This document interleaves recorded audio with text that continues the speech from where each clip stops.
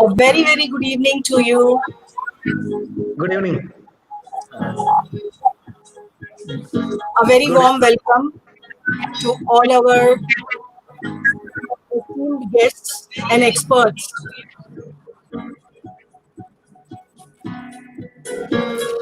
I'm Sushma Morthania, Director General of India SME Forum. And I have the pleasure, very, very good evening to you. I think I'm just going to take about 10 seconds to very warm welcome, organize some technical echo at my end and experts.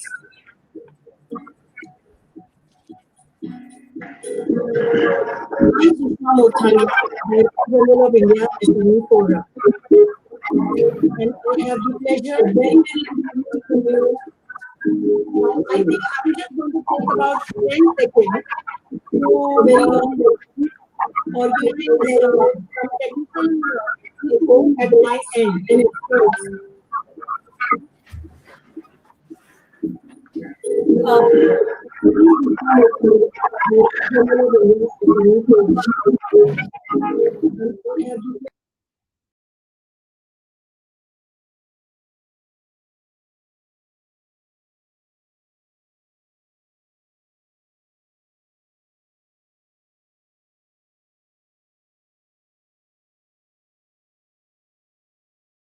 echo at my end and experts.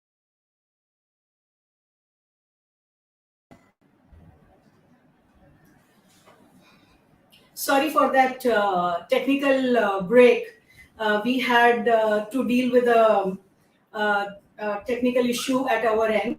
Nevertheless, I'm Sushma Morthania, Director General, India SME Forum, welcoming all the esteemed speakers, experts, and guests here today for our program, uh, Business Leadership in the New Normal. At India SME Forum, over the last 5 months, we have been conducting a series of webinars to help our members in rejuvenating and reorienting their businesses and keeping them on track, keeping sustained, and surviving their business or reorienting, looking at the newer opportunities that COVID has thrown in front of us.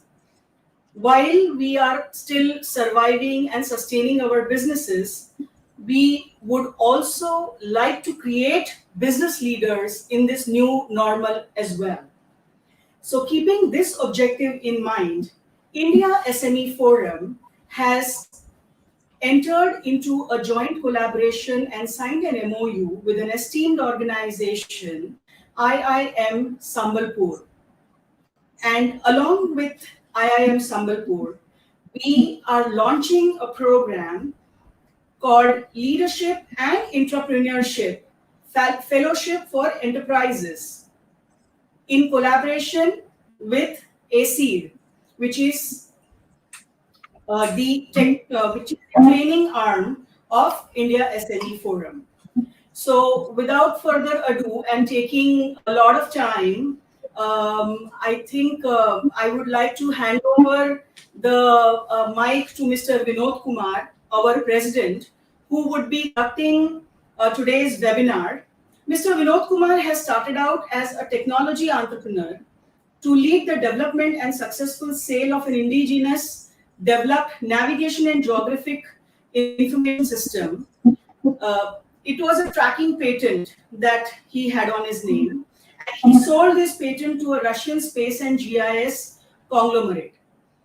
He is also an investor and he presently invests in profitable, innovative, small and medium companies. He invests with a ticket size 2 million to 20 million, and he mentors more than 11,000 SMEs who are members of India SME Forum, along with Mr. Prahlad Kakkar in his program called Mentor for Entrepreneur Program. So, without taking more time, I welcome all our experts once again and pass on the mic to Mr. Vinod Kumar. Over to you, sir.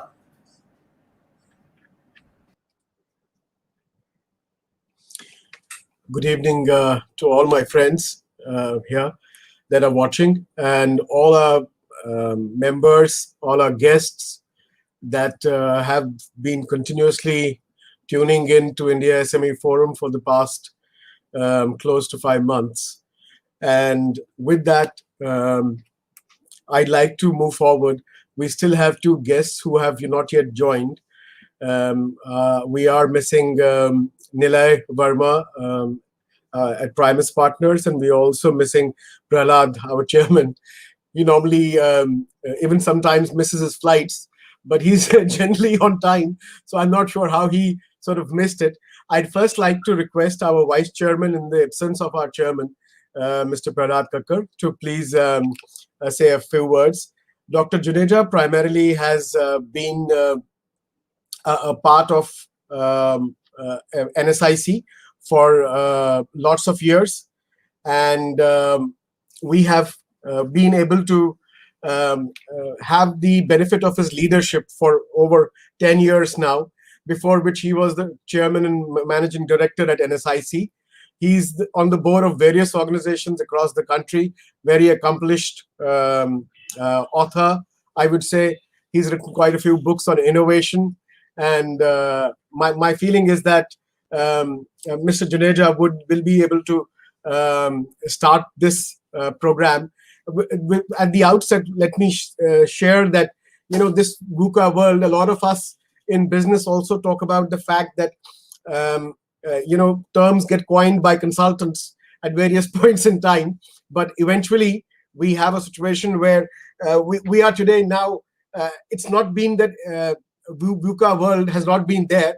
We've always been in a VUCA world, which is we never knew what was upcoming. We never have fully understood the complexity of this entire world, the ambiguity and the entire world that it presents. But nevertheless, the current situation of COVID-19 is a situation where most businesses have failed to understand what to do, and that's why we have leaders today that are here that most of the guests that have joined in would like to hear from. And with that, I'd request Dr. Juneja to please start the proceedings with his kind speech, please. Thank you, Vinodji. Good evening to all of you. It's my pleasure to be with you today evening. And I think the biggest fallback of this COVID-19 is the fear psychosis. Everybody is so scared, you can't even imagine. And particularly after the last big thing happened in the country in 1918, about the plague. This is the first time it happened in the last 100 years. Something which the scientists, the people, the technologists, medical people, nobody control what the hell is going on here. So I think this is a situation where a lot of learning for all of us together. How to deal with something unknown, which can happen in life, which can happen in a situation in a country. But one thing is important in this case to note: it happened not only in one country; it is happening all over the world. It's a universal thing. So therefore, for example, the exporters who are exporting goods and services, the factory got closed because of the lockdown. They could not export the goods. The American buyers or the European buyers could understand, yes, there's a problem, that's why they couldn't send the goods and services. So I think there's a common lesson which we have learned. Third thing which has happened here is that few things happened which I can, maybe even if you know, the certain thing went completely down in terms of consumption. For example, petrol, diesel, aviation fuel. But cooking gas went up by 25%. Why? Because people are eating more at home, sitting, because they had to lock down in the house. And you know what happened? Many people gained weights. So which is again contrary to our medical advice. They did that. But nevertheless, what I can say that each leader of every organization, big or small or medium, has to cope up with the situation. And they, for example, the if you took a small thing, for example, grocery stores, medical stores, they were the biggest gainers. People are piling up goods and service goods from the all these shops, getting it home. They are delivery boy. They were delivering it, and because they thought this is not going to be available tomorrow, and all stocks people piled in their houses. And the on the other hand, few things were not available. You could not go out. Anything you could do, you could not meet anybody. So there have been for the last 3 4 months. Let me use the word social boycotts among the people. Even when they meet, they don't shake hand. They just do like this with the elbow or with a shoe or something of that kind, or a gesture, or by the Indian way, namaskar. That's the way it's happening. The things have completely changed in our country and all over the world, basically. But as I said earlier, is a leader who has to perform. How to do it? Many leaders, particularly in the medium, large companies, what they did was they started making the people work from home. Even India Assembly Forum, Vinod Kumarji and other Sushma ji, they've been working from home. Even in Delhi today, All India Management Association, PhD Chamber, FICCI, all the people are working from home. Only 10% people are going to their offices or something of that kind. They are trying to work out. Now, webinar is something which has come up as an alternative to seminars and workshop, and then whatever the program we have. Even our All India Management has held a very big National Management Convention that is also going to be online only, like this one. So what I'm saying, the charm of meeting people, exchanging notes is lost. It is only through this webinar that you exchange notes and listen to each other. That's all what you can do it. But as I said, the services sector, I think in this case adjusted very well. They were the bigger gainers in our this. I've seen the services people, whether delivery boys or delivery even not so much the restaurants are closed, the hotel industry is closed, but certain part of service sector have been a big gainer. And each one of us have found ways and means how to go further. Even my friends, doctors were telling me, you stay home, don't go to the office. When I told my doctor I'm going to the office, he said, oh, don't go, just stay home. But from 1st June, I've been coming regularly to the office. I thought if you take, because you have to learn, you have to stay with this virus and learn to stay with this. And number two, take as many precautions as you can. And number three, you have to carry on with your, you can't stop your life with this. So that's what you have to do. So I think I found the people found new businesses and they were very quick in grasping new businesses. And there are many success stories. I'm not coming because I think there are other experts who are really the business people, businessmen, who can come out and tell their own success stories and motivate us. And I think this is a little portion I will touch on. In between the need to intervene, I'll be happy to intervene. I thank Sushma ji, I thank Vinod ji, President and Secretary General, for inviting me to be a part of your program on finding ways and means how to cope up with situation, particularly in the business world. And we have to also take care of our employees before I close. And probably the biggest losers are the salaried people. Because you find today almost 19 million people, salaried people, are unemployed. They have lost their jobs between April and July. That means almost 1 crore and you can say 90 lakh people. There's a lot of people. And there are, of course, the labor or the people who are working on the shop floors in the factories. Most of them started coming back. They got the jobs. Although they're finding it hard, the employers in the city, they're finding it hard to find people. But they're coming back from the villages, back to their jobs, and they're doing okay now. They're adjusted very well.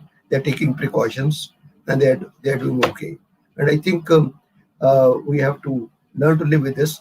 Only thing which I would like to stress for at the government level, at the institution level, that the medical care has to change in our country, because there are many people who can't afford, they don't find places in the hospitals and so on and so forth. The medical care has to be changed. This is an important issue which the government had to address. What is to be done for providing medical services, for the healthcare services to all our people. With that, I thank you so much indeed. Thank you. Thank you very much, Dr. Jadeja. It was such a pleasure. So we have Prahlad who has joined us.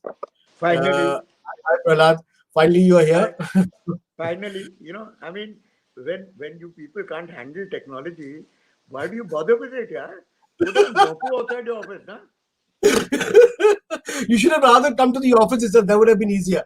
But anyway, so I'm going to move forward and add Dr. Jaiswal, Mr. Ajit Balakrishnan, Rajneesh, and Mr. Vikramjit Singh to the entire conversation. Welcome everybody. So we have Prahlad here. Prahlad, we've been discussing the possibility of, this VUCA world. We say this volatile, uncertain, complex, and ambiguous world that we are living in right now. What do you feel is the situation, and is it, we feel it's always been a VUCA world, actually speaking, in the sense that we always talk about volatility, we always talk about uncertainty, we talk about how complex the world is and how complex solutions are, and the ambiguity surrounding so many things, especially in countries like ours, where laws can change overnight, things can go any way, any which way. So what do you feel the current leaders are expected, how are they expected to lead their businesses, their companies, their corporations in this current world, which is highly complex, highly volatile, and completely uncertain? We decide for 1 month and we say one more month, another month of lockdown, and a lot of ambiguity around a lot of You know, business situations. there is no ambiguity. Okay. We are just procrastinators by nature. And we look at the inevitable and we try and think that, nahin yaar, isse kuch, there should be a less drastic solution than this. How can it be, life or everything? I mean, the choices that you give ourselves, you know, when I teach my people in my office and my organizations, the one thing that I teach them is never ever hope for the best. Prepare for the worst. Only those who survive having prepared for the worst will actually be the future of the world. Forget about this country. I'm not even talking about this country. I'm talking about the world. So when you start thinking that Bhagwan bhi aa jayega, Sarkar bhi aa jayegi, let's pray, let's do havans, let's do this, rubbish. You all are procrastinating. You all are turning away from the truth. There is one absolute truth of 2020, and everybody has told you this in no uncertain terms, in either directly or indirectly. Now the point is, what have they told you? They've told you 2020 is written off. 2020 does not exist anymore for you, has not and will not. If you can survive 2020, then start looking at 2021 with some degree of optimism. If you can't survive 2020, and in this country, it's going to become that. Because most governments in this country, most state governments in this country have actually thrown in the towel. They don't even know. They don't want to test. They don't want to know the real figures because the real figures are frightening. Because it's gone into community, what do you call it, spreading. They don't want to spread panic, but it is no question of panic. It's a question of survival. So you take the worst case scenario and you turn and say, how many people are going to survive 2020 in terms of even their shell businesses intact? Forget about businesses. I'm talking about individuals.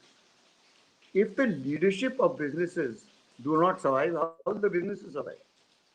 If anybody who is above 55 is susceptible today with our kind of medical, what you call, factors that we have, where there is no cure, everybody is fumbling in the dark. there is no cure. Even if you ask the most qualified doctors, they're all groping. ये भी use कर लो, वो भी use कर लो, ये भी use कर लो. I mean, what is it? So essentially, I agree, PK. Let me take this to Ajit. Ajit, the sort of situation that PK is talking about. Well, we've always been like this, and there's no cure, so we don't really know when there's going to be a solution. So how do leaders? No. There's a small story here. Okay, cool. And the story is that when a village gets hit by drought 4 years in a row, and they don't have enough water to drink, and in the beginning, the government sends tankers of water for people to drink. Forget about bathe, forget about wash, forget about anything else. Just drink. After a while, even the drinking water tankers stop. So, what are the two names that the village elders japo day in and day out in a havan? The two names are God and Sarkar. And both of them are absent. So if both of them are absent, finally what happens? मर जाओ. So finally 5-6 लोग gather करते हैं, इसलिए यार मरना तो है, क्या खोदते खोदते मरेंगे, तो कुआं खोदते हैं. Cool. So I'd like Ajit to react to this before we when they start digging the kuan, then when the kuan is halfway through, some of them survive, some of them die. But when the kuan is almost 90% through, a miracle happens. And what is the special miracle of India? Is that miraculously God appears and the Sarkar appears. Okay. So we are in the same situation right now. What are we talking about? All right. Cool. Can you hear me, guys? Now? Yes. You can hear Okay. I take a more philosophical view. I must point out to you that since I started working in 1973, when I came out of IIM Calcutta in 1973, this is the 9th recession of my work life. We have been through 9 recessions. Okay. Now, what has happened is India and the world was heading towards a recession when COVID happened, and it's accelerated it. But I do know, maybe I'm too much of a red-blooded entrepreneur, but every problem is an opportunity in disguise, So you look at a problem and say, what is the opportunity lying here? And for SMEs, I think the opportunity is to, in my humble opinion, to embrace online and digital much faster than they've been planning to. But today, that is, look at ourselves today. We are able to participate in this discussion because of the COVID and because of the online tools which have developed. If you had invited all 6 of us to travel from, I don't know where, from Colaba to Bandra, I would find 10 reasons why to let's think, we'll find out, let me check my schedule, etc. So conferences and meetings are easier, okay? And in my work life, every day I have 4 to 5 conference calls. And for example, in the enterprise email business, there are 30, 40 people inside all over India. For the first time, they're dealing directly with me. There is no hierarchy. So there are opportunities inside here. So I would urge you to tell all our young entrepreneurs who feel very despondent at this point, every problem is an opportunity in disguise. So just take off the veil and see what is the underlying opportunity which you can create. And that's my opening comment. Yeah. Excellent. Thank you. I mean, I'd like to go to Dr. Jaiswal. Dr. Jaiswal, you sort of teach management and you teach leadership at IIM Sambalpur. So, what is your opening comment vis-a-vis the VUCA world and the current situation that we are all in? Thanks. Can you hear me, Vinodji? Yes, we can. We can hear you. Thank you, and it's my privilege to be in the panel where industry stalwart Mr. Prahlad Kakkar and Ajit ji is there, because I know they are the celebrity of our industry. Both of them have created a big, everything in this country. So I really feel privileged to be part of this debate. Now, coming back to your question, because we are the new IIM, and I don't know whether Mr. Ajit Balakrishna must be knowing that he was in the panel where I was interviewed. So, I'm here, and he was part of this. Okay. And so when I was asked to join new IIMs, there was a question that what is different than other IIM? And I said that the 3 I's which will differentiate us, that is innovation, integrity, and inclusiveness. And when we see this pandemic, I feel is a great opportunity, and I agree with Ajit and Prahlad that we must innovate and either become a market or create market. These are the 2 options we have. If we don't create market, somebody else will come and create market here, and we will become consumers because a lot of new things are going to happen. And that's how the Americans and Western countries always look for opportunities, and we fall into like how to protect ourselves, how to survive. Those kind of syndrome kills all of us. I'm finding a great opportunity for Indian education to become world class because I'm finding that when we're delivering education, business education, it is not about just education, it's about business education, and business education cannot be delivered without creation because otherwise we become just a salesman. So we have been teaching for many years what is marketing, what is finance, what is operations, understanding. We never thought whether we can also create operations, we can also create market, we can also create business. So I think now in this era, when everything can be taught digitally, and that can be done self, you don't need to come to the college to learn all these basic things. And when we have enough time to understand that how we can collaborate with industry, with the students and faculty members together and create new ideas inside the class online. And that is what we have started experimenting here. That is a Bloom's taxonomy of learning. There's 6 layers. The first 2 layers are basically information and understanding. Layer 3 is application. Layer 4 is evaluation. Layer 5 is analysis. And layer 6 is creation. I think Indian education needs to move to that, looking into this opportunity, because we can now create a huge number of learned people at a much lower cost. Education, health services, entire service industries can boom. And India has a talent, digital talent as well as human resource talent, can capture the global market because people will need all kinds of services. And when it comes to 5 trillion economy, Prime Minister has been talking about, the 5 trillion economy cannot be created by 5 or 50 companies alone. But if 1 million SME can create 1 to 100 million each, they can create, I think, more than 5 trillion economy. So that is the model I think we have to look. Every household, every small town should create business. And that is the model of education we are forcing. And that's the reason why we are working very closely with SME sector for the last couple of months. We signed MOU with Ministry of MSME, and then we signed with SME Forum, and we have started working on this. And that is the sector which needs to reopen, and that is the sector I think we should refocus and create a huge business opportunities, create everybody as an entrepreneur. Everybody is entrepreneur, like farmer is entrepreneur, but it's not having any innovations model inside that. And that is where I think we need to educate. So we are forcing a big opportunity for the entire business educations. And I'm sure this pandemic will teach us more on that. So that is what is my say in that. But again, thank you for inviting me in this. Pleasure is all ours, sir. I'd like to go to Mr. Vikramjit Singh. Vikram is an IPS officer. He has been part of the International Finance Corporation for very long, for almost 5 or 6 years, at the helm of it. And now he's heading the Kerala Investment Fund Management Board.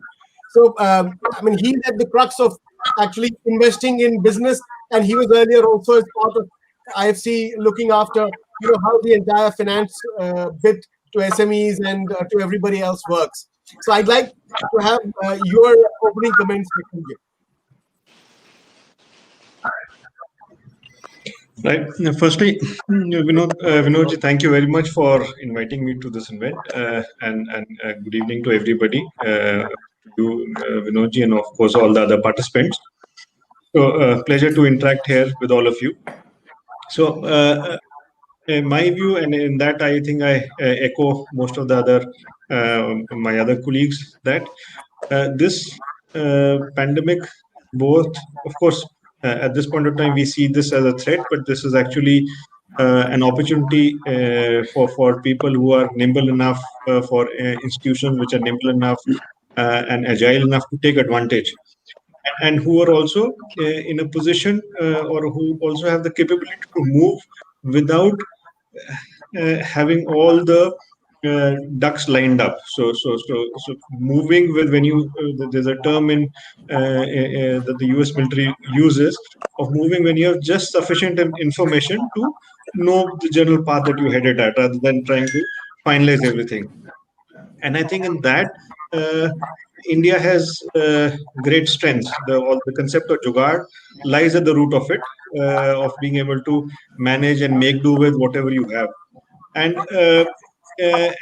this is a huge opportunity for Indian businesses, for Indian entrepreneurs, because true wealth is created when you exploit these cataclysmic shifts in the world, as history would tell us.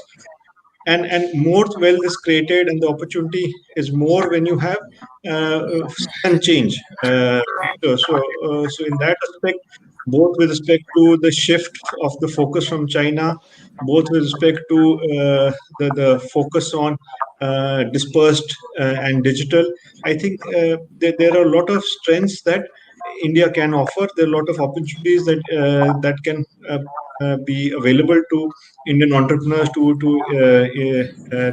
India as a country. And there'll be many new and interesting business models and businesses that will emerge out of this. I think what we must focus on is sort of not getting distracted, not overplaying this impact. A little bit of I think statistics is important here. So two bits of statistics I like to mention here. One is, if a company trades at a PE of 18, less than 10% of its wealth is determined by its revenue in the immediately succeeding year, and which means that 90% of the value comes from its cash flows in the years henceforth. So if you write off this year, and which is reasonable, then the stock prices should not really have declined by more than 10%. But what you have is stocks falling through the floor, which is an opportunity for people with the ability to take risks, which also is an opportunity for people who are nimble enough to find the sources of value. But that also is an indicator of the extent to which this pandemic has been overplayed in terms of its impact. I remember being in the US when the 2008 crisis happened, and what we were told then, that this is a black swan event. 2008 came and went, and in the last few years we've had so many black swans. We've had demonetization, we have GST, and we have survived all those. I'm sure we will survive these also. We will evolve and survive. So I'm quite confident of the future, and I think that there'll be many other people who will be both confident and be in a position to take advantage of this opportunity and go forward. So that those are my initial thoughts, but happy to sort of discuss this further. Excellent. So I'd go over to Rajneesh. Has been CEO of Walmart India, and thereafter also, I think Rajneesh, your speaker is on. If you can just put the other speaker on row, because there's an echo coming from Somebody's your got side. his mic on. There's a lot of disturbance. Yeah, it is. Rajneesh's speaker is on. I think he's running two simultaneous things. So that's yes. So prior to Flipkart, where he now works, he has been part of Walmart India's initial operations, the cash and carry arm of Walmart, and where he was Chief Corporate Affairs Officer. So Rajneesh, I'd like to have your perspective on, everybody talking about this VUCA world and how sensitive business leadership has become, or insensitive at times, because you got to look at how many people you can hold on to, how many people you got to let go. So both ways. I'm sorry for the echo thing. I think there was a issue with my devices and Now internet has been. it's perfect. Yeah. Is it okay? Good. Yes. First of all, thank you so much for this opportunity. I think this is an extremely apt conversation. SMEs are the backbone, or they are the one who really give wings to the economy, and in terms of creating livelihood opportunities. So I think it is important to sort of have that extreme focus on them. How do we make them successful? And I think, speaking about that, I think, the crisis, of course, has hit them probably the hardest because, and we have personally experienced it because we have lakhs of MSME sellers on the marketplace and they have been struggling. And largely the reasons were, of course, partly from a policy side because it was not clear what is essential and what is non-essential. But I think there are very basic problems that they face from a technology adoption perspective, from being agile perspective, and knowing what really consumers want. So I think at a sort of broader level, I would, my sense would be that the four things are extremely important as we look at the new normal. This is a crisis, and I know my previous speakers, Mr. Kakkar, Mr. Ajit, and Mr. Singh has already spoken about it. The key piece which I realize, and more from a practical experience, is that what will differentiate, what will enable them to succeed will be really the partnerships, adopting new technology and innovation, and really understanding about where is the consumer behavior shifting to, and I think that will be critical. And agility, somebody already alluded to this, that you need to be extremely agile in this environment to understand what's happening around. How do we sort of adapt to the rapidly changing, uncertain environment? And it is an uncertain, different kind. Nobody has experienced this before ever.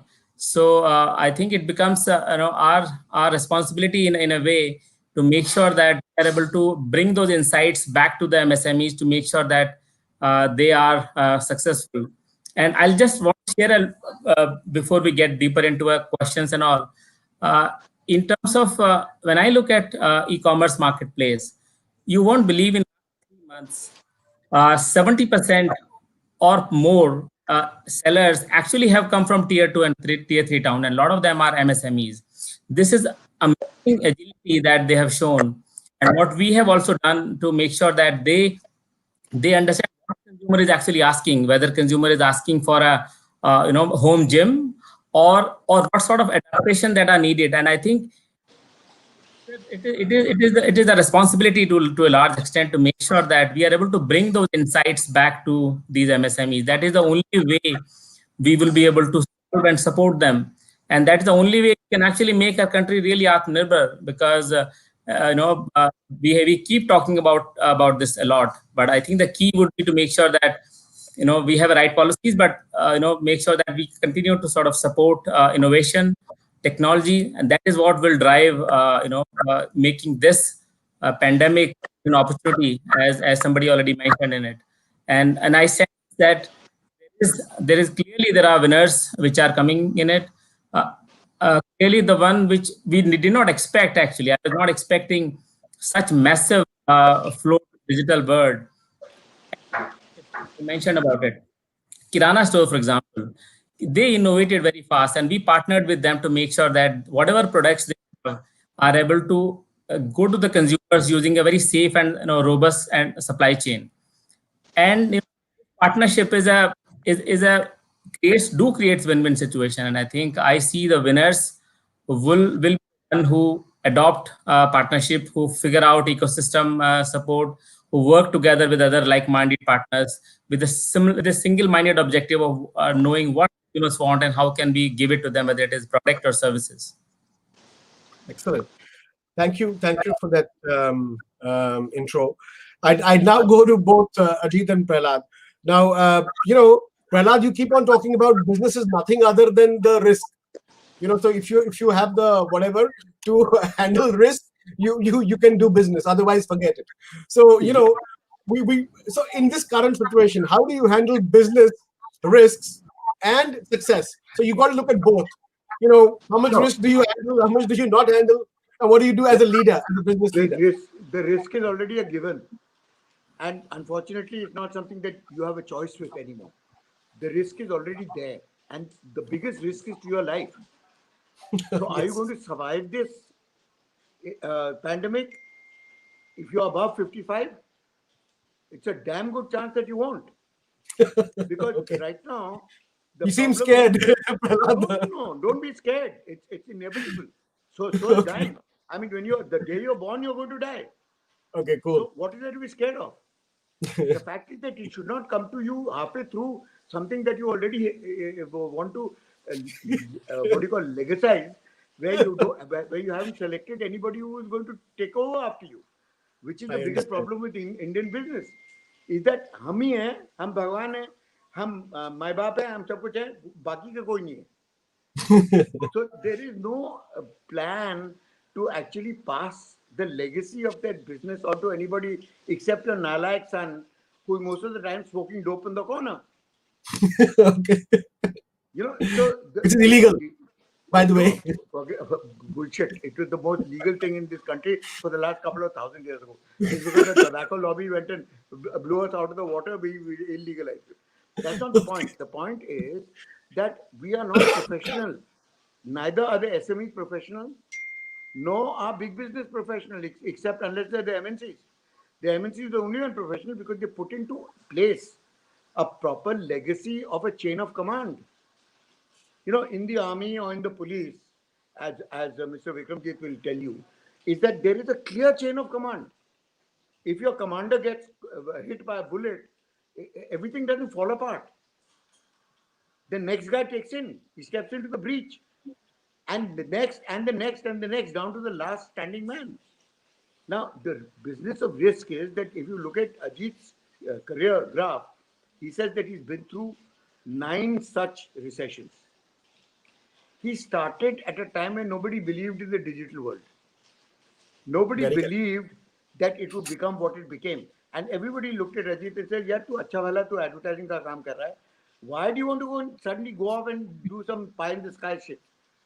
But Ajit had a very specific dream. And it's not that Ajit was particularly tech oriented or he was a whiz kid, what do you call, computer scientist. He wasn't. He was a good, die in the hard management advertising professional who suddenly decided that there's a huge opportunity here with very little competition. And he stepped into the breach at that time and he survived all the way through till now, despite all the comings and goings. Now, the point is, what is the single most thing? We are procrastinating all the time. And the single most important thing is that first is survival. Secondly, is to try and hang on to the infrastructure that you have created over the many years by taking a hit and not disbanding it completely and starting from scratch. The third is that only young people today, like Ajit, who's extremely young, are nimble enough to understand a new language. And the new language is digital. It's social media. That is the new language. It's Sanskrit, it's English, it's French, it's Japanese, all rolled into one. And it is a new language. People above the age of 45, 50 struggle with the language because they weren't born with it. Kids today are born with a phone or an iPad and they know the language better than even their mother tongue. That is their mother tongue. So whole system of management is wonky. You do not become a manager because you manage people. You cannot manage people who know more than you do. Very correct. And the junior most people in your organization are the ones that are most familiar with the technology that is going to survive this pandemic. And it's going to eventually set up a brave new world. Now, if they know more about it, then why aren't we taking them into partnership instead of trying to manage them? What does managing mean? Managing means that you know more than they do and that they will listen to you. ये नहीं, ऐसे करो. अभी time नहीं है, बाद में देखा जाएगा. There is no such luck.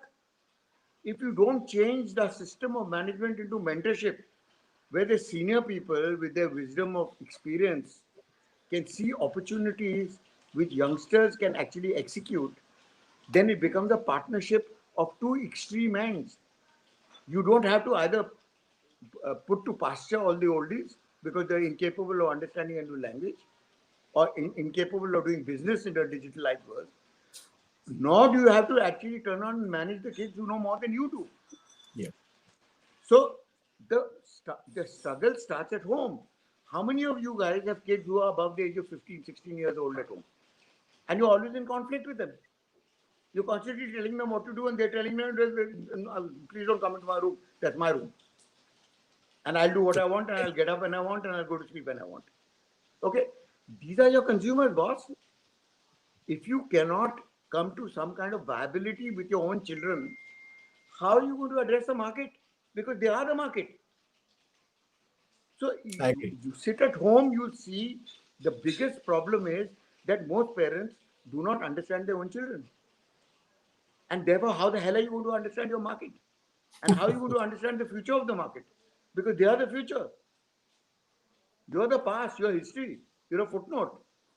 And the pandemic is only accelerating the process of the survival of the fittest. So we are going through what the Ice Age went through, what, how the dinosaurs died. And everybody above the age of 45 is a dinosaur today. Unless it's somebody like Ajit who got into the business at a much earlier age. So he's constantly realizing that he's learning all the time. We've stopped learning. And we think that we need to go back to the books to learn again. It's not true. The youngsters will teach you. They will, if you form a partnership with them. But you have to form a partnership and a clear chain of command.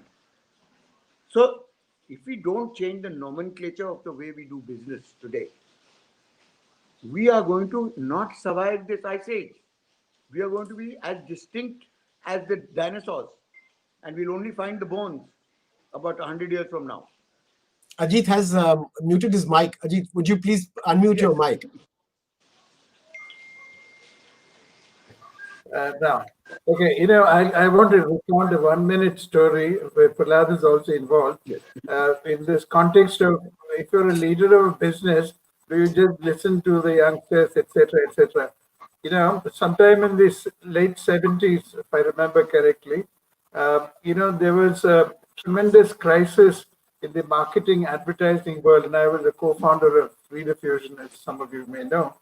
And the issue there was Indian marketing organizations were and manufacturing companies were marketing to a small urban English literate group and approaching them largely through magazines. The magazine revolution had just started with, India Today, Business India, etc., or radio.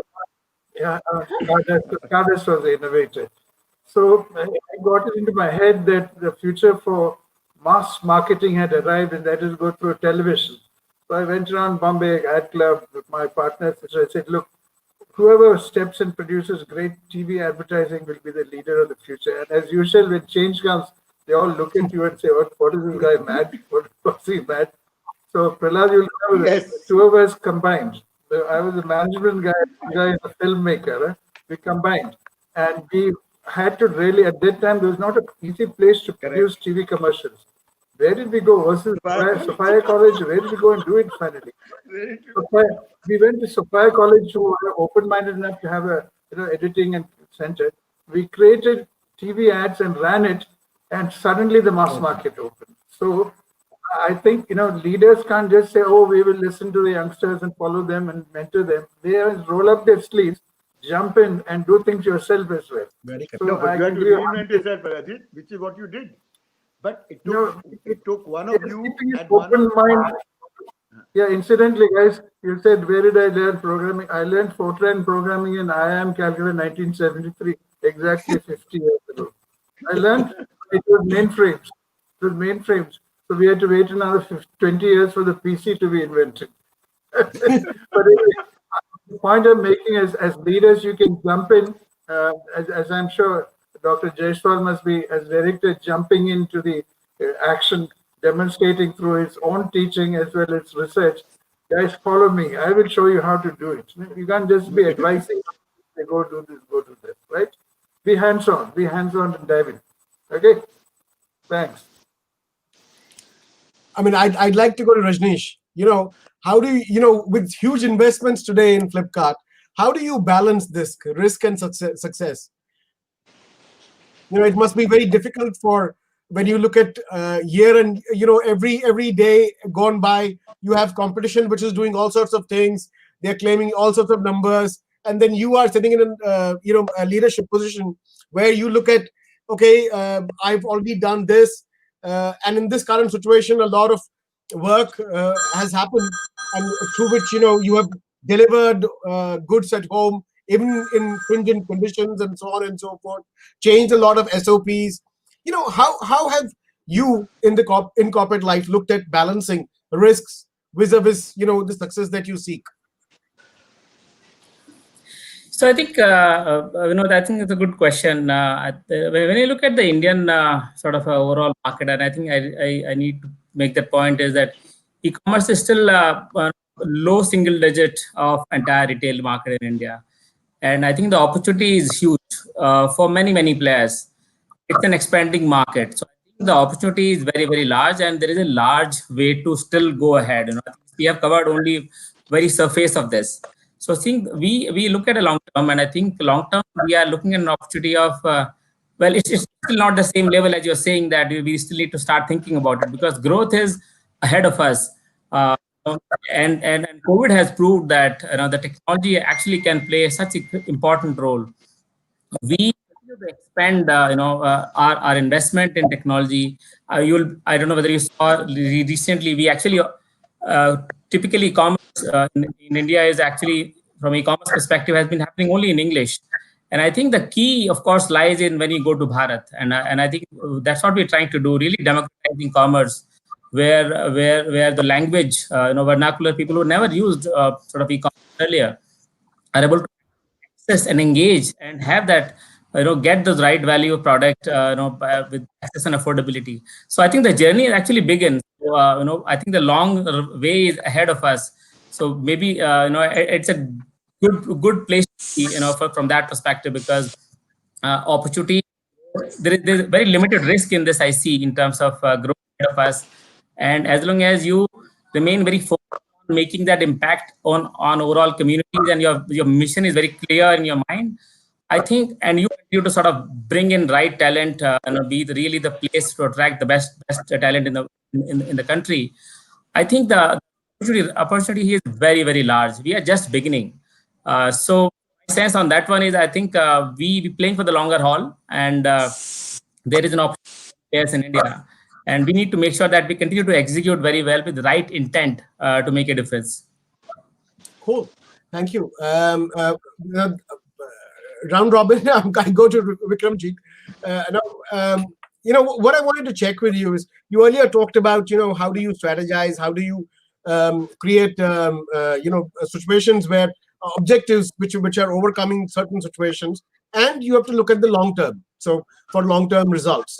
So what is it that you feel in this current situation, leaders in India, business leaders in India, need to look at in terms of, looking at bigger objectives, long-term results, and at the same time, how bold can business leaders get when it comes to, again, in the process, looking at risk and success at the same time? Okay, so I think there are two parts to your question. One is, what should sort of long term, what should the leaders be looking at? And two is, when they look at big opportunities, how do they do the risk return trade off? Right. So I think on the long term opportunity, I think what is important for business leaders, for what is important for leaders of organization anywhere, whether it's business, government, is to be very clear about what is the true purpose of your organization, what is the true and what is the need that you're serving, and how can you serve that need better using in the change environment. And there's and when one goes on to see and to sort of explain further, so because we are living in an ever-changing world, so it's important to invest in people.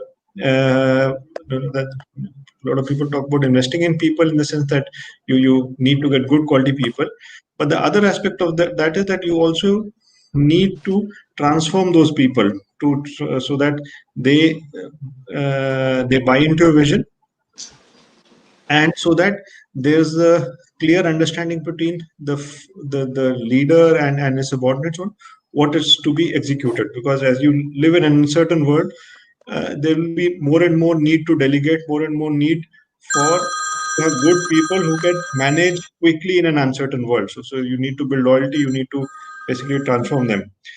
With respect to your question of risk return, so there again, I think there are two aspects. One, the risk return trade-off is quite easy. That is for you to control. You will get into opportunities where you feel the return is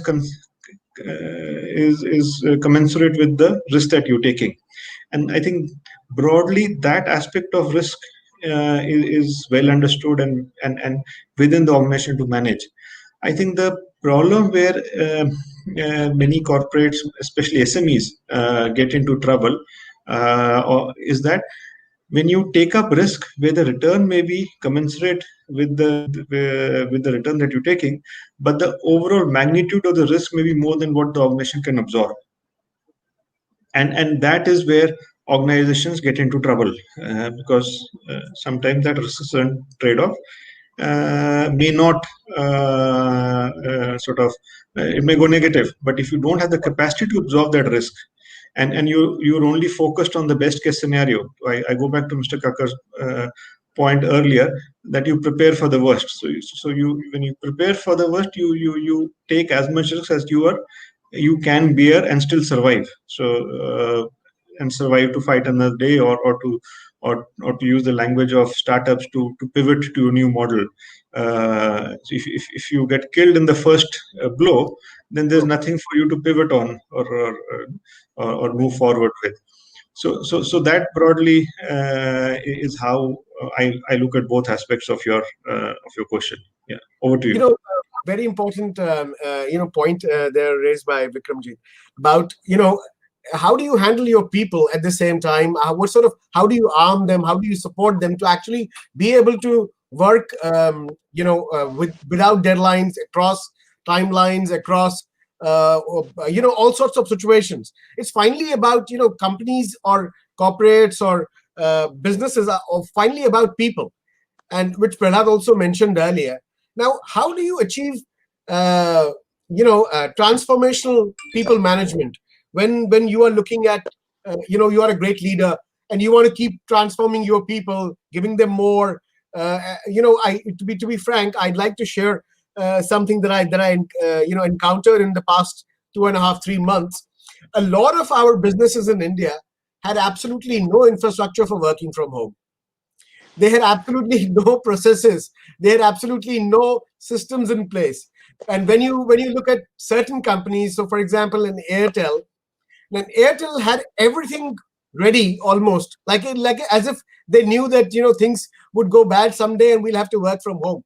So all their staff was working from home. Everything was up, and a lot of companies that I know who were also running essential services businesses could not even come up to the mark, could not even start, because they didn't know how to converge their knowledge, their information, their business information, and put it onto a system which could have maybe enterprise mobility and things like that. Some of the solutions that Ajit's company also offers today, simple solutions like email, cloud-based applications that anybody can access from anywhere.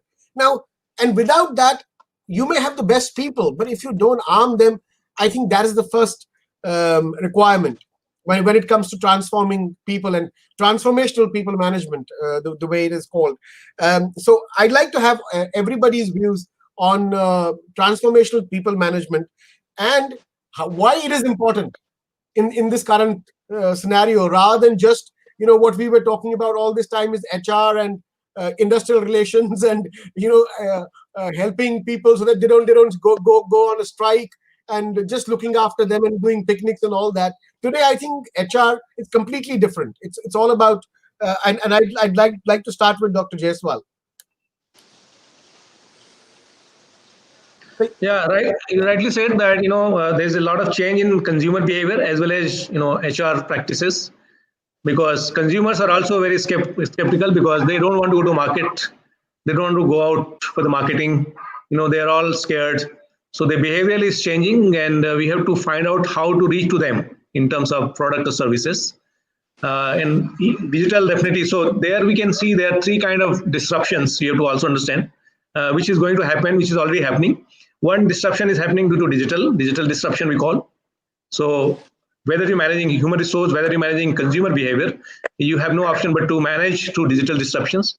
Second, very important thing, which is a fundamental now, the disruption due to decarbonizations. Like we have made the environment not sustainable to our business and not sustainable to our planet.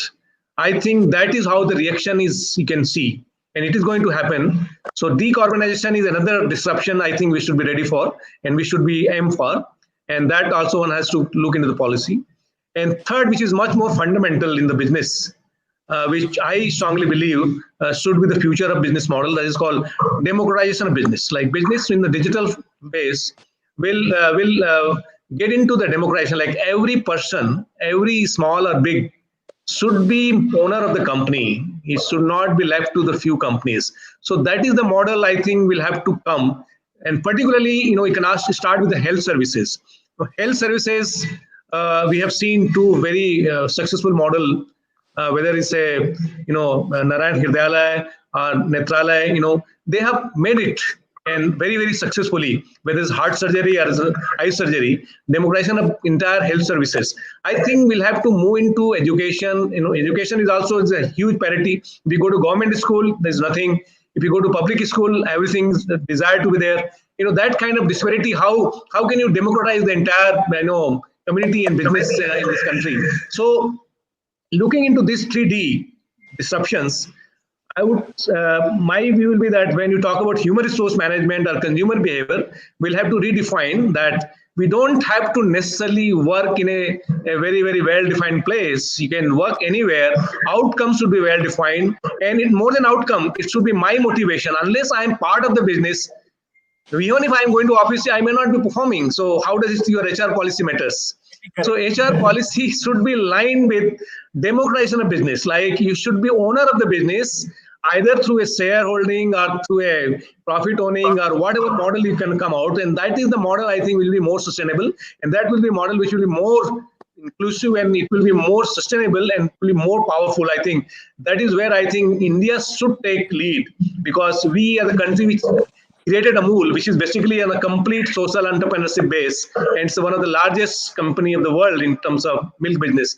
I think India has created that model, and maybe it can be now replicated. And also in health service, we have created health services given by Dr. Sethi is world class, and nowhere in the world at that price anybody can provide health services. I think my view will be that look into this kind of model and then come out with HR policy. Just giving infrastructure may not be enough, because people will look into all infrastructure but still not perform. So how do you control them? So I think it should be more of the ownership model that way. Excellent. So, would you like to take that forward?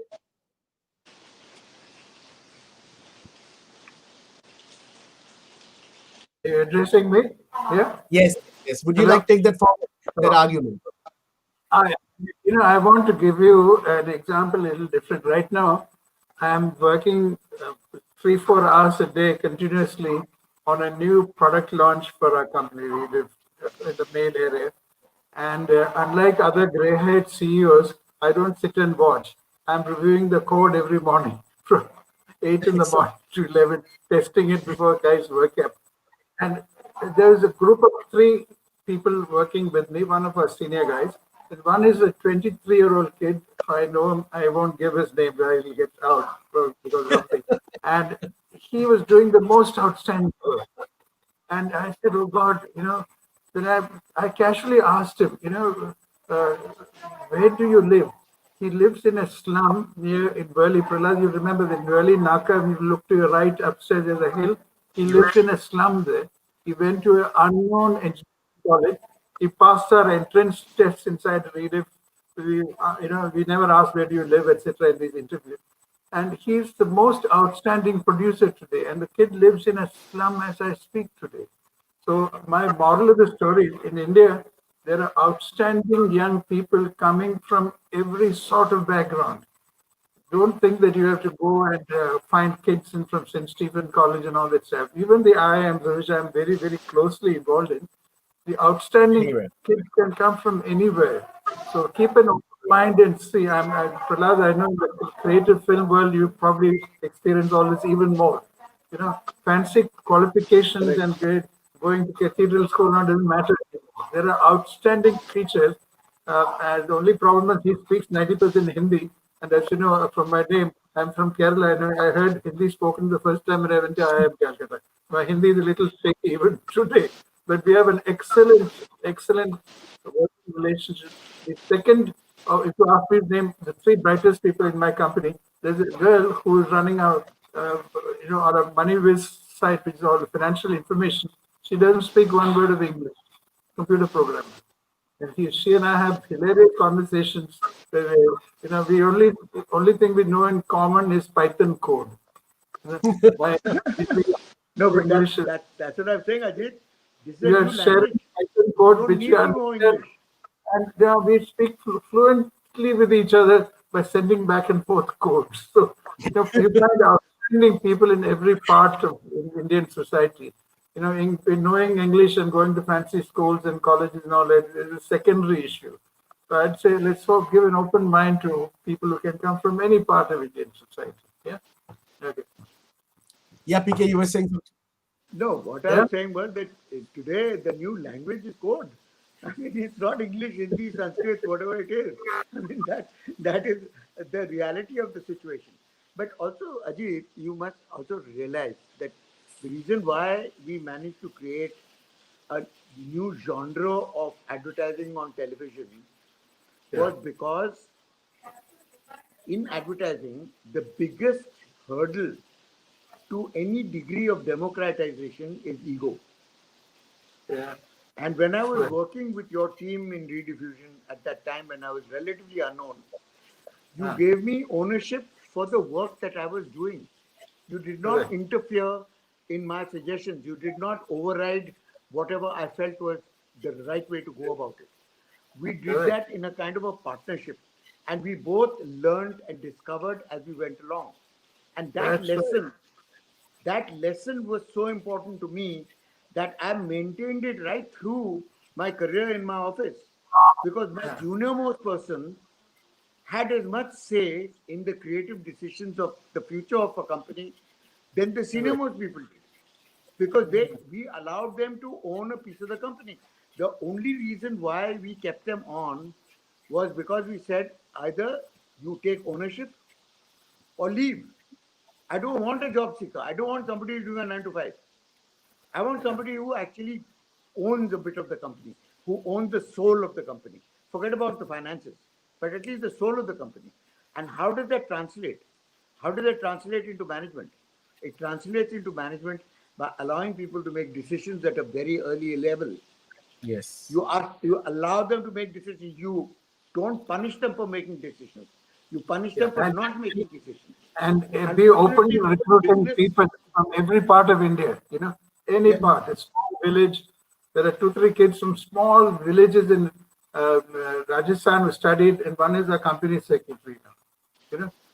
And you asked her, where are you? I'm going to my village in Rajasthan. I get the pleasure out of it. She's a company yeah, secretary, yeah. limited company. Yeah. It's so true. It's so true Yeah. of organizations like yours and what we learned from it at a Yeah. very early age and what we actually managed to implement in terms of our management decisions. And our management decisions was that decision making at a very early level of encouragement allows you to take ownership of the job that you're doing. You don't do a job, you own the job. And that's the difference between how flexible you are, how open you are, and how democratized you are as a company. Okay. I'd like to have Rajneesh answer this. Such a large organization with so many people, and especially with no timings. I've seen most e-commerce companies, people working round the clock, especially when you have sale times and when you keep on changing stuff on a regular basis. So how do you get people to work for you 24/7? without even even having a change or even a shower at times. You give them a shower and a bed. Yeah, no, so I remember, Mr. Kakkad mentioned rightly, and I was remember the last year when we were doing the Big Billion Day. So I think people are very passionate. Of course, they know they are actually solving commerce, using technology for India, and I think that mission brings a lot of focus and lot of dedication to even think, not think about the time. So yeah, in the BBD times we have all facilities available, including mattresses out there in the whole campus. Uh, but having said that, I think working from home or ownership actually is something which is really hallmark, as Kakkad Saab also mentioned, of a good startup, right? You need to own, you need to be owner of it, and I think if you have that, then you don't have to worry about about the attendance or how people are, what time they're coming or going, and I think that is extremely important. So I think ownership is something which I think Flipkart leadership, since the time it has started, has sort of focused on, and has it is one of the best place to work for in the country. And my sense is that these things which leaders like Mr. Kakkar, Mr. Ajit Balakrishnan, they are saying, this is what you need to ingrain. You need to make sure that you build an organization for future. So these are time tested things. And but I remember Ajit sir. I remember way back in '95, I used to be in VSNL, and you used to be there in the middle building with Neeraj Sokar and all. It used to be fascinating always to sort of see you and learn from you in terms of, how do we really lead by example. And he of course mentioned that. I think that sort of behavior, if we can inculcate and build in the team, and in Flipkart is largely a millennial, or a very young team. I think show them challenging problems, give them ownership, and you will see the magical results happen. Excellent. I go to Vikram. We talk about private, enterprise and businesses and corporates. Vikram, how for example, Kerala was touted as one of the states which was doing exceptional in its in the fight against COVID. Now, how do you get government officers, people like yourself? Some of people like yourself are motivated on their own. You have a passion for doing it.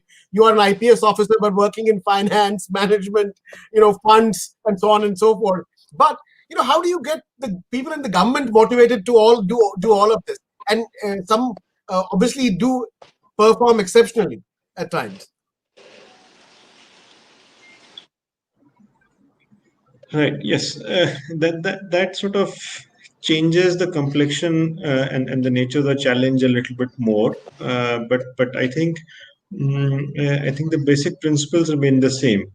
One, of course, you need to align your incentives with the organizational incentives, and two, you need to reward people for performance. The issue is that in a government organization, you really can't reward people through monetary incentives. So you have to look at non-monetary incentives. And when you take monetary incentives as given, then you start exploring some of the other aspects that you can sort of engage people with, and most of us do respond to those incentives. Of course, in any organization, you would have certain people, and more so in government, I would say, that you would have certain people whom you will not be able to reward through incentive because he's getting his reward elsewhere. So he's probably got his own thing going somewhere else.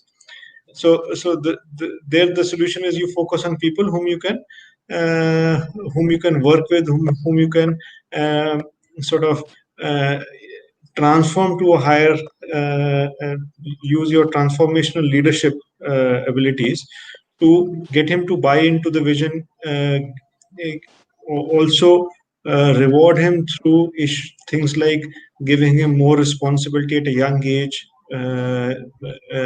praise and recognition, and of course what Mr. Kakkar mentioned, the acceptance to let him make mistakes and learn through that process. That I think is very important, because especially where you can't reward people, uh, and uh, and that is where government organizations sort of falter, or people in government falter, is that you don't have the ability to reward people through monetary incentives. So your suite of positive incentives or positive rewards is limited to praise and recognition, but your suite of negative rewards is very huge. So you can harass him for making a mistake. So the government organizations are typically, that is where they get a bad name. So that is that I think the desire to give in to those negative sort of those punishments should be restricted, because you have to realize that only those people who really work hard will tend to make mistakes. So it's not that that is not people are the same, whether they're in private sector or government sector. They come from the same pool. But why do people in government, why are they sort of less productive? It's just because you've not been able to raise them to a higher level of productivity, and then that is a failing of the leadership rather than an issue with the person. I give an interest. I work now in a government infrastructure and fund board, where we had so the example that I share with people, when the lockdown happened, I had just gone to Delhi, and I was caught there, and we had some masala bond payments which had to be made on the 31st of March. And by just giving my team the encouragement and the sort of guiding them, my subordinates were able to ensure that the payment happened in time, despite the lockdown, working from home. And it's a complicated procedure, because you have to take that day's rate, ensure that the money is converted to dollars, and then it reaches the Hong Kong bank account of the lender or the bondholder in time. And by 2 o'clock they were able to manage this complex transaction, despite being typical government section officers and finance people. So I think it's not that it's not impossible to encourage these. It's just that as leaders we have to apply more effort. But people remain the same, whether they're in government or business, will respond to the same incentives. And I wherever my subordinates don't rise up to the level that I expect of them, I see it as my failing in not being able to engage them adequately. Yeah, over to you. Thanks. Thank you very much for that. We know, back in Delhi, I just went to Delhi for a day, for a parliamentary standing committee session. But at the same time, what I figured out is a lot of people in the government also are extremely upbeat about the fact that, they seldom get opportunities to actually prove themselves.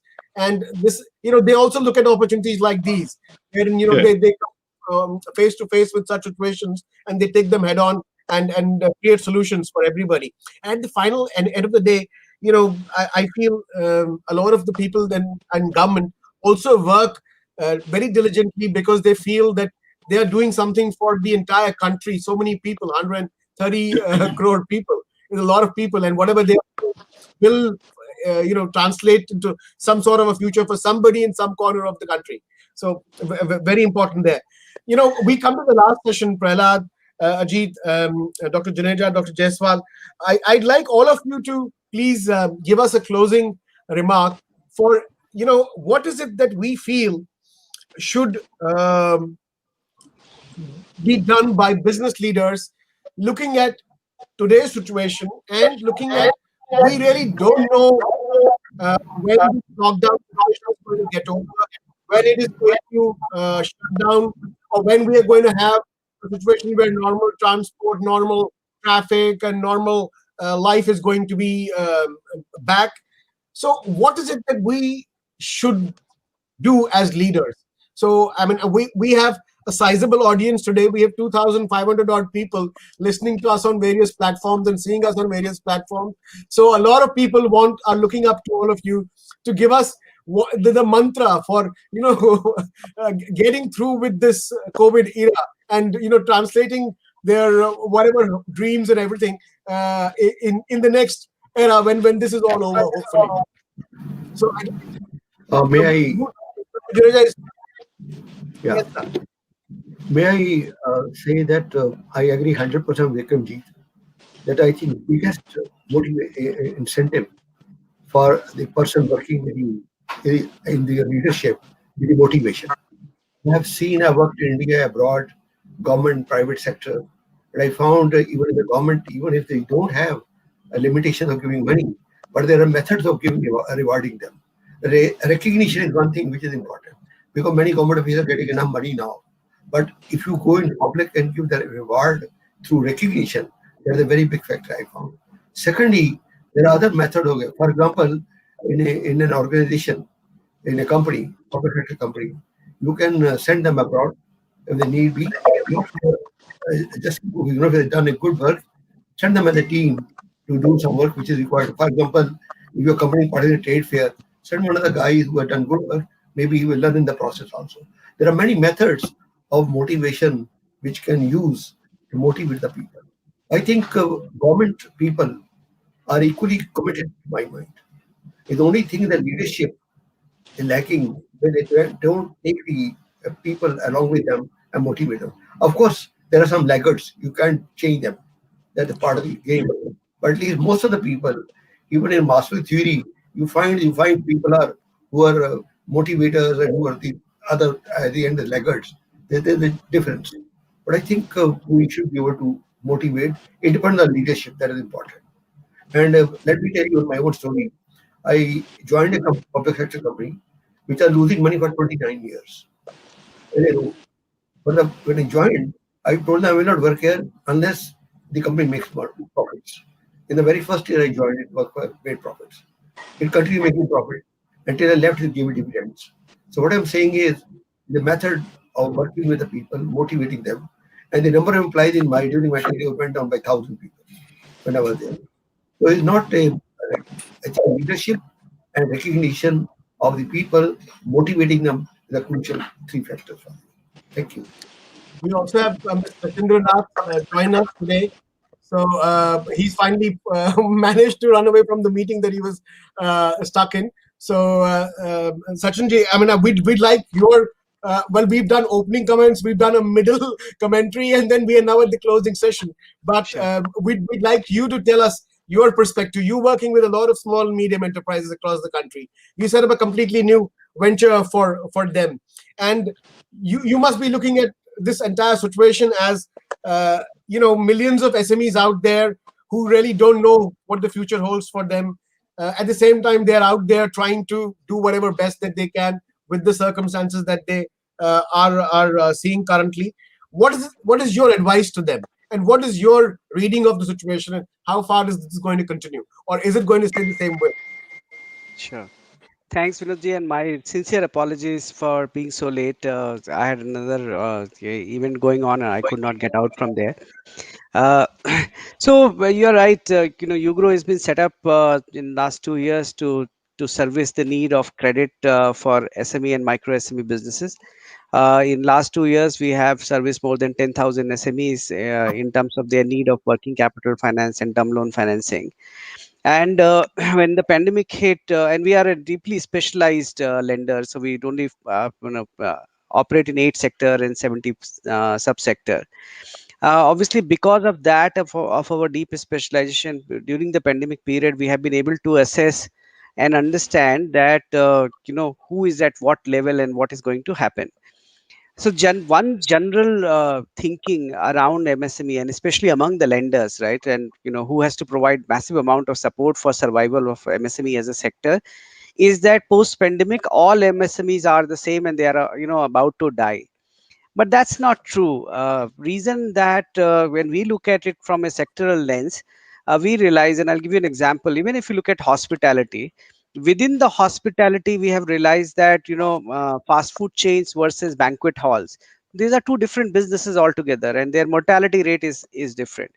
Second, you have to remember that SMEs are driven by entrepreneurs, unlike large corporates, and their resilience to bounce back if given timely support is far superior than large business enterprises.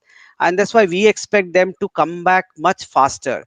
They are taking risks. They are going out. They are opening their shops. They are opening their small factories and doing all what is possible for them to survive. Third, in terms of your question which you ask, which is an advice, as a lender's lens, one of the things which we are seeing, so there is massive amount of support which has come from government, whether it's emergency credit line, providence of liquidity support, lenders restructuring their account. One of the thing which we have realized, what we say is self realization, and accept the reality. As I said, that not all small businesses are same. There is definitely some of them would suffer severe setback, and some of them have will shut down.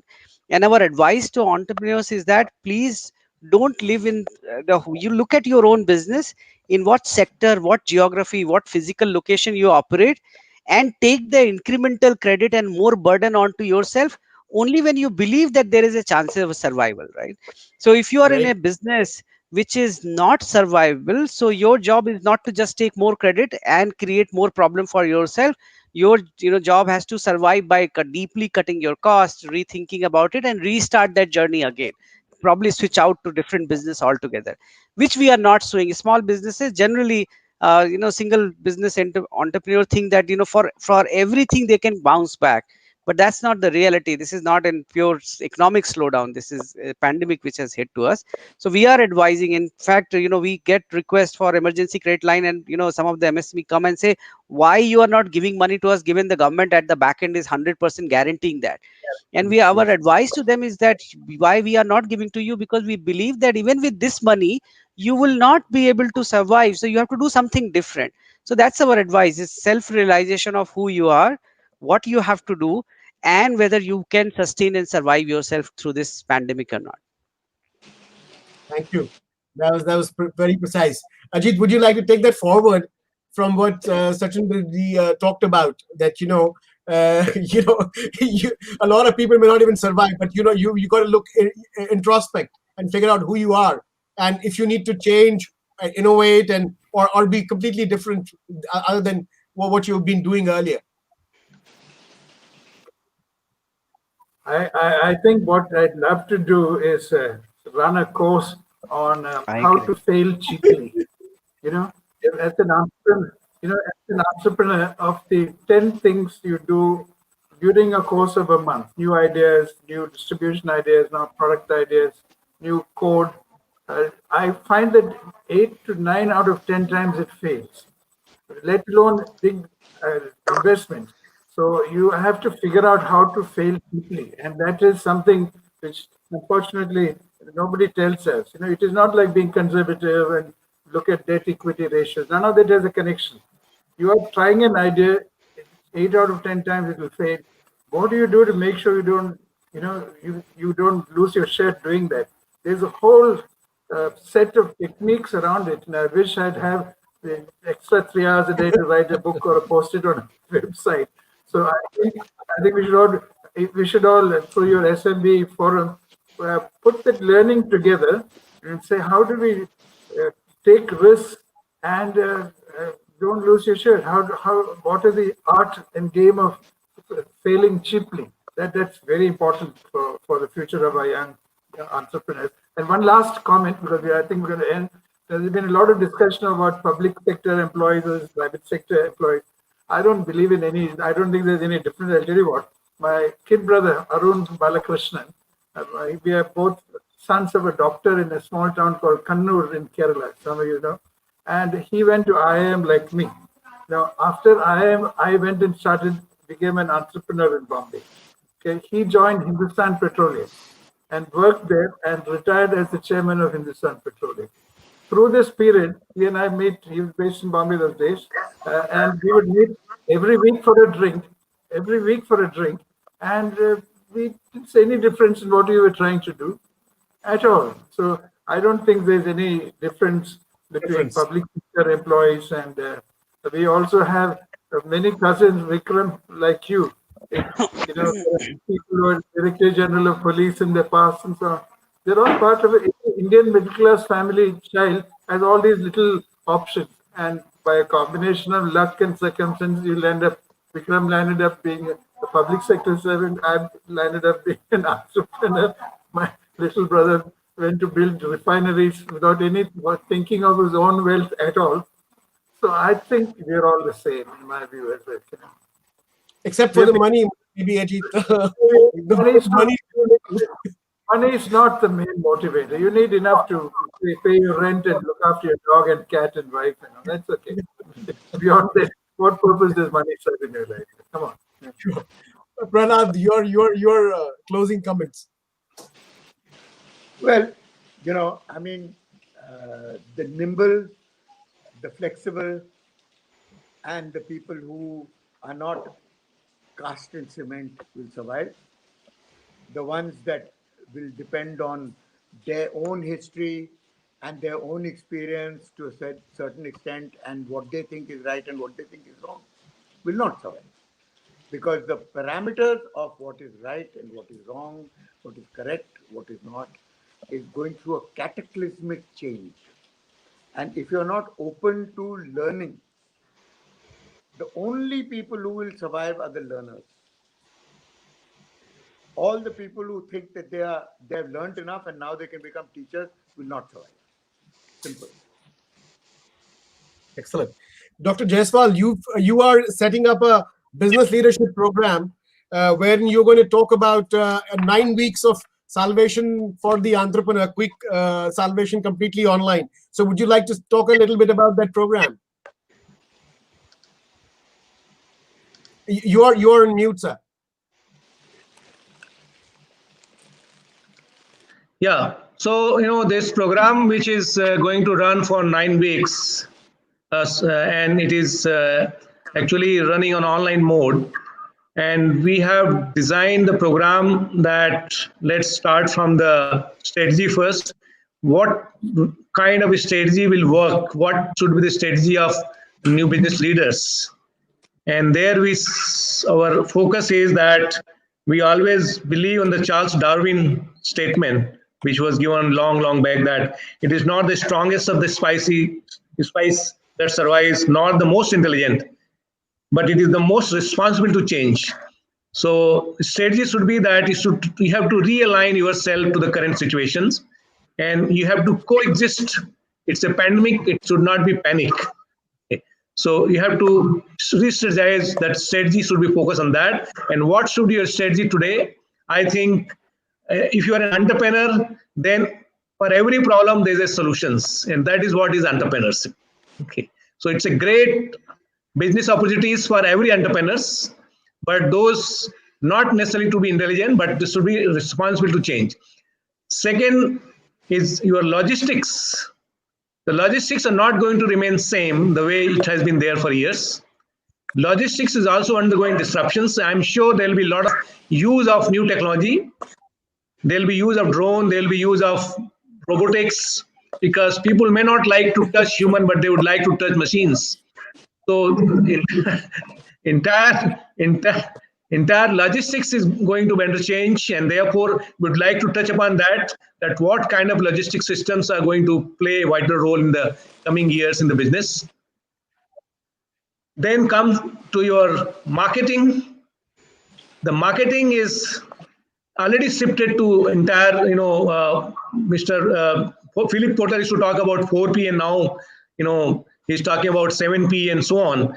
And therefore, the marketing is moving more towards people. It is no longer place and product and price. It is more towards people. Every people is a market now, because everybody is sitting at home, and then you have to how to read that. So entire marketing strategy is going to be redefined. I know I should not talk much because our gurus are here like Prahlad and yeah. So we have to learn from them. But this is our thought, that marketing also will go under change in terms of your how the marketing should happen. And then comes to your finance. The finance model, we should not look towards traditional source of financing just from the banks and the government. They can only give if there's enough tax, and the enough tax will come only if there's enough business. Because government cannot create business, government cannot create money, government can only collect tax. and out of that tax only they can distribute you. So therefore, unless business is in the front, there is no circulation of money going to come. And so in order to start business, no bank will give you, because you don't have assets, you don't have any infrastructure based on ideas. No banks in India at least funds. So you have to look for venture capitalists. You have to look for people like Ajit and people like Prahlad. No, they will give only based on your ideas. They will go only when ideas are sound. When they will see that the expert, they can understand that which idea will work, which idea will not work. So it should not be just traditional source of finance. And then coming to human resource management, we already discussed that now everybody is likely to work from home, majority of us. And human resource policy, what kind of new system, new process, new check should be there in human resource management. So that also we'd like to highlight. All these subjects which are important, starting from strategy to marketing to sales to operations and to finance and to human resource. But I think we should not just be looking towards the existing Harvard cases. We should create our own cases now, because Harvard cases may not work in this situation. They'll all become obsolete suddenly. And therefore, I would feel there's a great opportunity for business schools like IIM, at least for IIM Sambalpur, to create those cases and then make sure that these cases are taught all over the world. That is our objectives into this program, that we also would like to be, learning from you all and create our own cases which we can market in the global marketplace in terms of business school teaching. So that is what is the focus of this 9 weeks module, sir. Excellent. Thank you. Mr. Vinodji. 1 minute, sir. Yes, sir. Yes, sir. I can hear you. I was going to say that, I'm going to take Ajit up on that fact that he wants to talk more about, rather than writing a book, we'll maybe have a fireside chat, couple of weeks, so that, we can record it and more and more people can listen to it. I'll also get Sachin ji on board because we didn't have a lot of time with him today. I mean, we've crossed the time. And, our numbers have started dropping. People have realized that we've held on to them for very long. But thank you so much, friends. I mean, it was such a pleasure having all of you here. We are really very blessed to have the advice, the company, and the leadership of people like you. With that, thank you, friends, for joining us. It was a pleasure having all of you listen in and tune in. We will see you back again next week. Until then, you have any questions, you know where to send them. And any comments that you make here are anyway going to be responded to by our membership and the services team. Thank you, friends. It's a Friday evening. Normally, Friday evenings were very different. But nowadays, we got to stay back at home and not do anything. So that's me, Vinod, signing off for today. And look forward to seeing you all in person, hopefully, very soon. Thank you. Thank you. Thank you. Thank you very much. Goodbye. Thank you. Thank you.